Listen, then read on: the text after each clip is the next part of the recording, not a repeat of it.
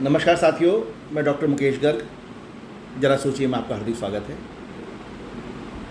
साथियों, पाकिस्तान पर भारत द्वारा की गई मिलिट्री स्ट्राइक ऑपरेशन सिंदूर की विजय का डंका जब पूरे विश्व में बज रहा है भारत का, और भारत की तरफ से अपने सभी विपक्षी दलों के पार्लियामेंटेरियंस को अलग अलग समूहों के अंदर विश्व के 32 देशों में अपनी बात को रखने के लिए भेजा गया है, उस समय में आम आदमी पार्टी के जो सांसद हैं संजय सिंह, उनके द्वारा प्रधानमंत्री मोदी जी पर और ऑपरेशन सिंदूर पर उठाए जा रहे अनर्गल प्रश्नों से पूरा देश आहत है।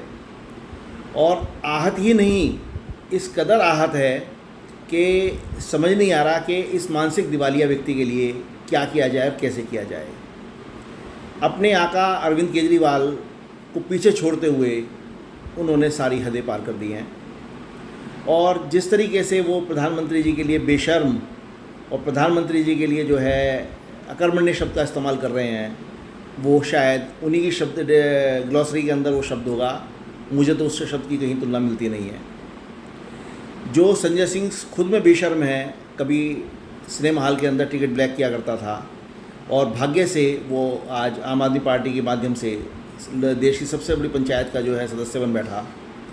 उस संजय सिंह को ये सोचना चाहिए कि वो देश के लोकतांत्रिक रूप से चुने हुए तीसरी बार के लगातार प्रधानमंत्री नरेंद्र मोदी जी के बारे में क्या कह रहे हैं, क्यों कह रहे हैं। उन्होंने ऑपरेशन सिंदूर की सफलता के ऊपर जो प्रश्न उठाया है, और जिस तरीके से उन्होंने कहा है कि आप ऑपरेशन सिंदूर के लिए तालियां बजा रहे हैं, ये बता नहीं रहे कितने आतंकी मारे गए, और वो आतंकी जिन्होंने पहलगाम हत्याकांड को जो है अंजाम दिया था, उनको क्यों खुला छोड़ रखा है, उनकी लोकेशन आज तक क्यों नहीं निकाली गई, उनको क्यों नहीं आज तक पकड़ा गया। इस बात का तो कहीं ना कहीं थोड़ा बहुत समर्थन कर भी सकती है जनता और हम लोग, कि भाई जो पहलगाम के तीनों कल्प्रिट्स हैं उनको अविलंब गिरफ्तार किया जाना चाहिए।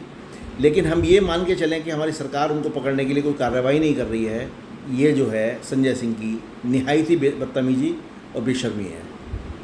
क्योंकि सरकार कोई भी कारण ऐसा नहीं छोड़ेगी कि वो हमारे जो मातृशक्ति है, महिला शक्ति है, उनके सिंदूर को उजाड़ने वाले उन खूंखार दरिंदों को जो है बिना पकड़े छोड़ देगी या उनको बिना मारे छोड़ देगी। ऑपरेशन सिंदूर के अंदर राहुल गांधी द्वारा जो प्रश्न उठाया गया था कि भाई जो हमारे विदेश मंत्री हैं एस जयशंकर जी, उन्होंने पहले ही पाकिस्तान को सूचना दे दी थी, और ऐसा करके उन्होंने देश के साथ देशद्रोह किया है। उसी बात को संजय सिंह ने भी दोहराया। उन्होंने यहाँ तक कह डाला कि जितनी विमान भारत के मारे गए हैं, उनकी संख्या भारत क्यों नहीं बता रहा है।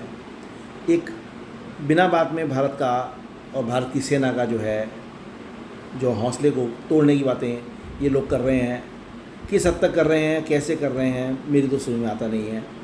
और उधर अरविंद केजरीवाल भी पंजाब छोड़ के दिल्ली वापस आए हैं, जब उनकी पार्टी के अंदर फूट डल चुकी है। उनके 15 पार्षद जो हैं अलग पार्टी बना चुके हैं, और अब वो दिल्ली के साथ साथ उत्तर प्रदेश पर भी ध्यान फोकस कर रहे हैं, और उन्होंने अपने 4 प्रभारी उत्तर प्रदेश के लिए नियुक्त किए हैं।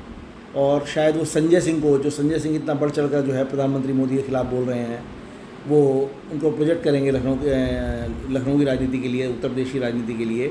और वो शायद योगी जी को सीधी चुनौती देने के मूड में आ गए हैं, मुझे ऐसा लगता है, क्योंकि 4 प्रभारी बनाने का कोई औचित्य नज़र नहीं आ रहा है। वो भी तब जब अभी चुनाव को पूरे 2 साल बाकी हैं। जानकारी ऐसी मिल रही है कि वो एक बार फिर अखिलेश यादव से हाथ मिलाने का प्रयास करेंगे, या वो सीधे मुख्यमंत्री योगी आदित्यनाथ जी को चुनौती देंगे। ये मेरी समझ से परे है, ज़रा सोचिए। साथियों, मेरे विचार यदि आपको उचित लगें तो कृपया मेरे चैनल को लाइक कीजिए, शेयर कीजिए और सब्सक्राइब कीजिए। धन्यवाद।